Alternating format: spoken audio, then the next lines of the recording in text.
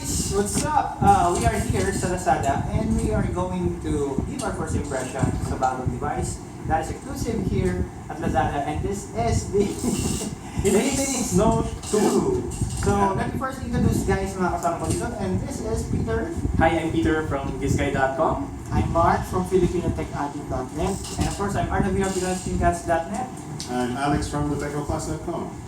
And yan. So guys, first impression. So let's start with Peter. Ano yung masasabi sa Ayun, siguro introduction muna. Yeah. Yung Infinix Hot Note 2 na to, masyado siyang pinag-usapan because unang-una, napakaganda ng specs niya for the price. Tapos, ang laki ng battery, ang laki ng screen size, and maganda ang nilagay nilang specs sa camera. So, we think na magiging hit siya. Sir, ako may question. Ano yung Infinix na brand? Okay, Yeah. Infinix brand is a Hong Kong-based smartphone brand, and it has presence in Africa, Europe, Middle East, and in China. So far now, they are now planning to enter the Philippines with the Infinix Note 2. Yes, so international siya. And ito yung mga products niya ngayon sa Pilipinas, the Yes. Note 2. Kamusta yung Note 2? What is price? So far for the official price here in the Philippines, it's worth 5,999. So it's 6,000. So kung meron kayo na balitaan na ibang presyo, now it's lower. Yeah, they lowered it, which Yeah. is, yung una yung price actually talaga is 290, pero we were surprised na mas bumaba pa, which is really great kasi again, maganda yung specs niya, and starting with the specs, Yung una pa palang teaser niya is under 7,000. So, medyo surprising Yeah, talaga diba? na nababa nila sa 3 times sila magbaba ng presyo. bago yung official launch. So, going sa specs niya, unang-una gumagamit siya ng 6-inch na screen na may HD resolution. Tapos 1.3 GHz MT6753 octa-core processor. Yes. 64-bit yun. So, kaya yung mga modern applications, modern games. And Mali T720 GPU. May 2 GB RAM siya. 4,000 mAh battery. Quick charging support na up to 4 amps. So, mabilis-bilis talaga Yeah, yan. that's more amps. Yes, as they claim nga daw, with 15-minute charge, you can get 8 hours worth of calls. So that's Mabilis roughly yun. actually, kung full charge ang inisip nyo, that will be around just 1 hour siguro and 15 minutes. Fully charged ng full charge. Same charging time ng Flash Plus 2. Right. Yeah, exactly. With a bigger battery life. Yeah, this is 4,040 milliamp hours battery. So si Flash Plus 2 is 3,000 something. But then you will get the same charging speed with this as well. So really interesting. So putting into back context siya, no? So we're looking at a near 6-inch screen, so 5.98 inches by HP. So it's a very large screen. Although yung bezels niya hindi naman ganun kalaki, it's actually a fairly small phone para sa 6-inch display niya, right? Or near 6-inch display. And binabayaran lang natin is 5,999. We're getting a 4,000 milliamp hour battery. Saan ka makakahanap ng 4,000 milliamp hour? Yeah, for that price. And yung display niya malaki, di ba? Yes, exactly. So- So for watching movies, playing games, talagang this is immersive for Right. experience. Right. So, kamusta yun naman yung mukha niya, yung design niya? What do you think? I really like the color. They call it champagne. Champagne. Hindi siya gold, Yeah, hindi siya gold. Huwag mo Champagne. sabihin gold.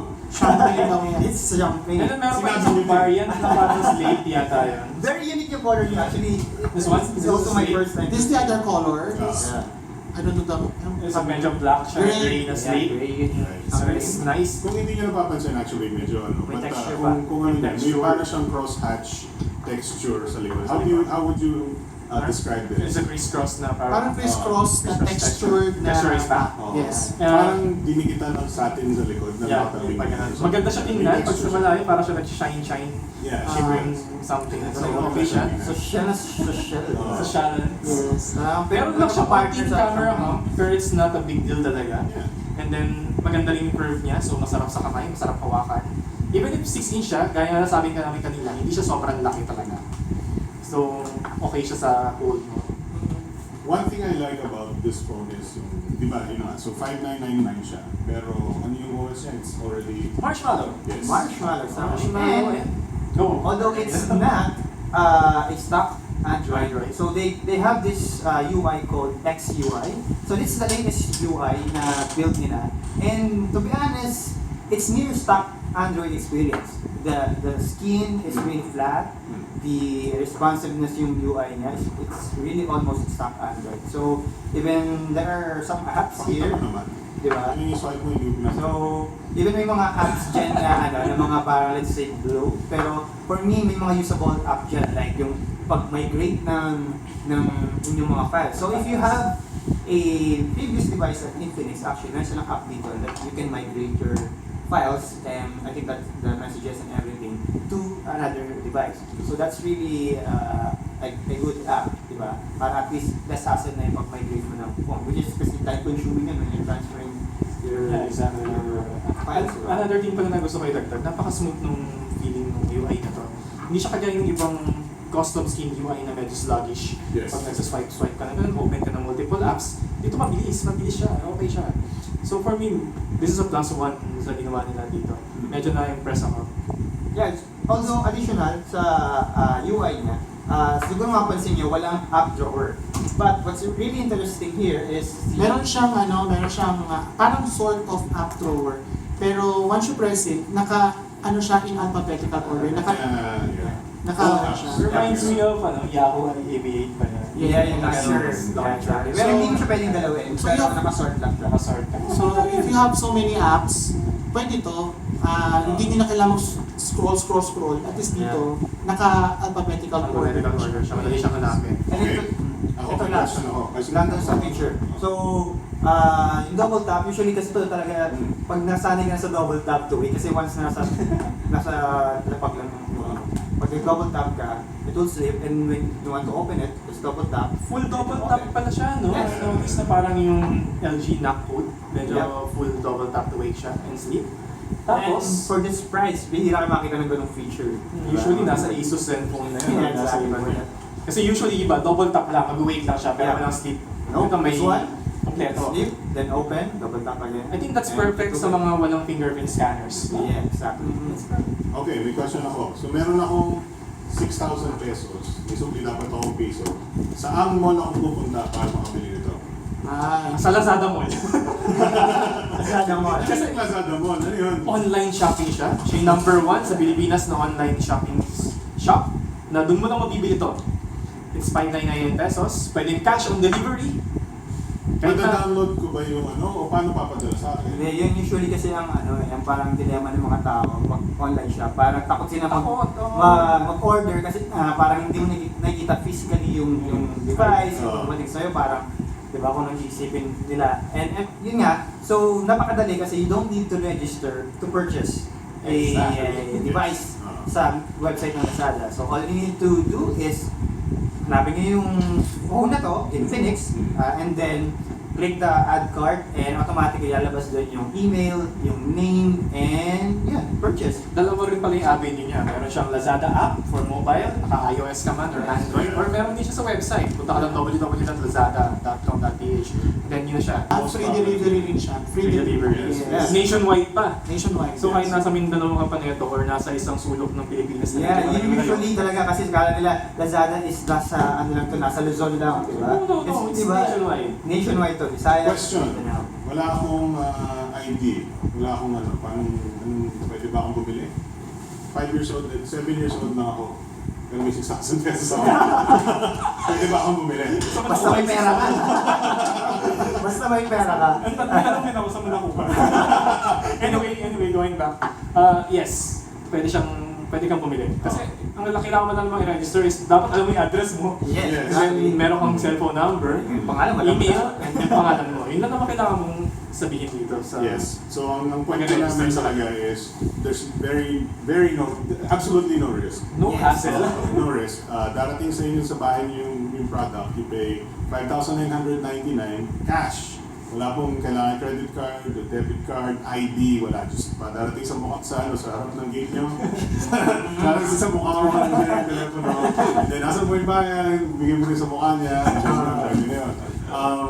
But yeah, it's a very good phone for the and I-explain ko before, ang presyo ng mga ganitong phones is, kaya ganito ka affordable yung mga devices na ganito, is because mababa yung overhead costs pag nagbebenta ka ng products online. Walang whole price kasi.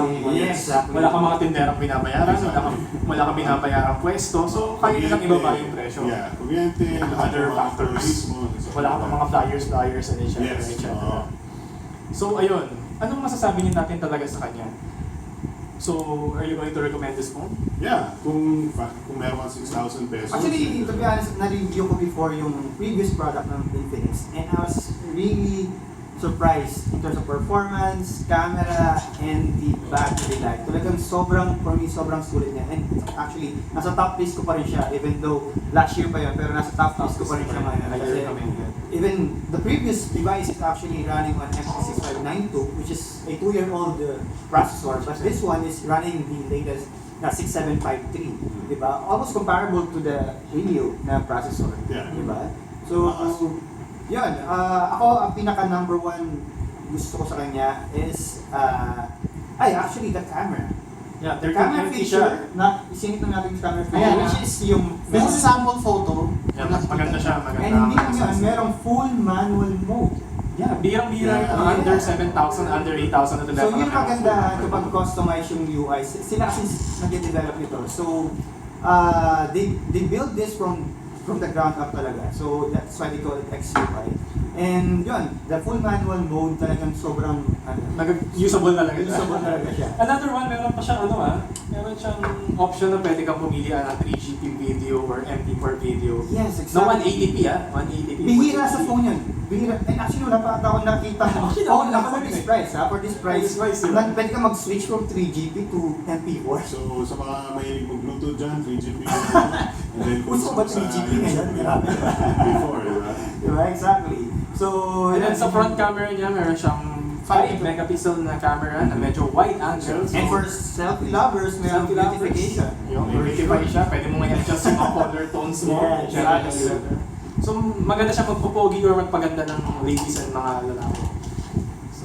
So yun, final thoughts for for you. Ano ang pinaka parang top For me, feature? the feature of this phone is, aside sa kanyang specs, is the battery life talaga. Yeah.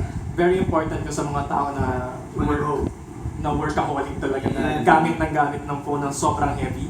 Kaya na to siguro estimate ko 2 days. Yeah, most likely. Most So, likely, days lalo ako kung yun eh. typical casual user ka lang. Mm. diba? So, Tsaka we would like to point, quick charge din siya. Quick charge. So, Okay. hindi natin masyado na-stress. Alam mo, pag Meron sanay ka siyang na sa quick fast charge, di ba? Hindi mo, Yung lagyan ano siya niya, yung kasama niyang charger, mabilis talaga siya. Pero you need to use the stock charger. Yung stock charger nila. Yung lang, hindi pwede gamitin yung ibang charger kasi meron siyang functionality talaga na talaga Pag bilis bibili compatibility.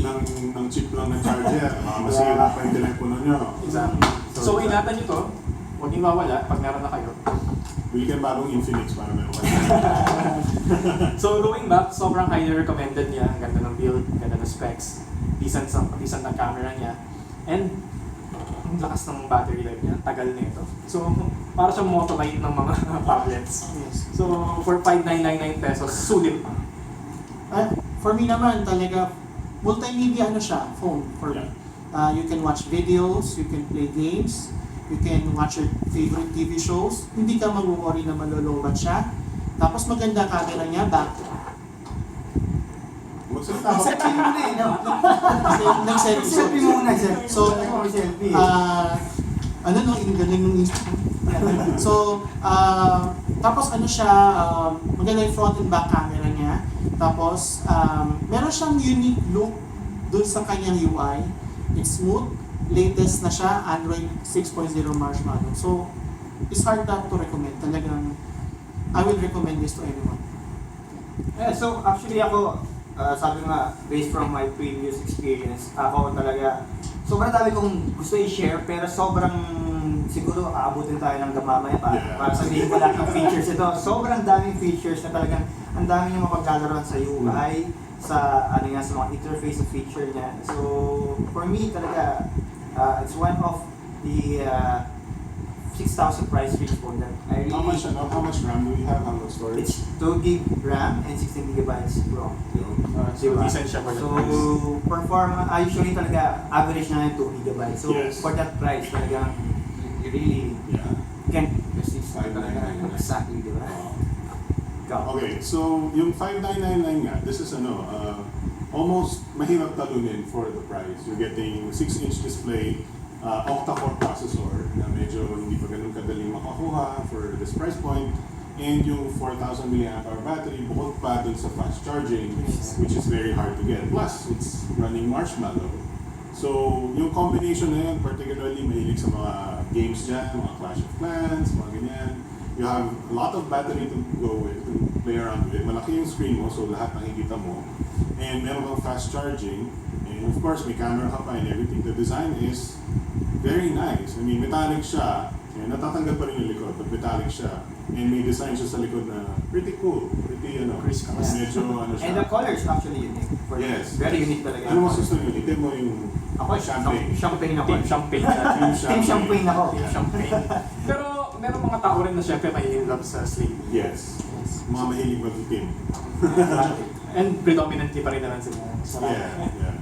So yun, that is the Infinix Note Note 2 coming. Yes. Usually available nga pala on June 29. June 29. Yes. So, 12 noon ba? 12 noon? So mark your calendars. 12 noon, 12 bookmark noon. na yan. Bookmark yun. Bookmark yun na yan. Lagyan Kami mo na yan affiliate sa... namin ha. Tapos check nyo yung mga impressions namin sa kanya-kanya naming websites. Yes, we have our own review na rin. So check out our own websites. Para before you buy, makonvince na namin kayo, diba? Yes. So, there you go. Intro So, ba, no? again, Again, I'm Peter of GIZGUIDEPH and this is really a good phone. And I'm Mark of Filipino Tech Addict.net. and I'm Arnold of PinoyScreenCast.net. Alex from Technoclast.com, and yun na nga, it's very hard to beat for that price point. So, Yes. that's it for the Infinix Note 2. Thank you guys. Thanks guys. Bye.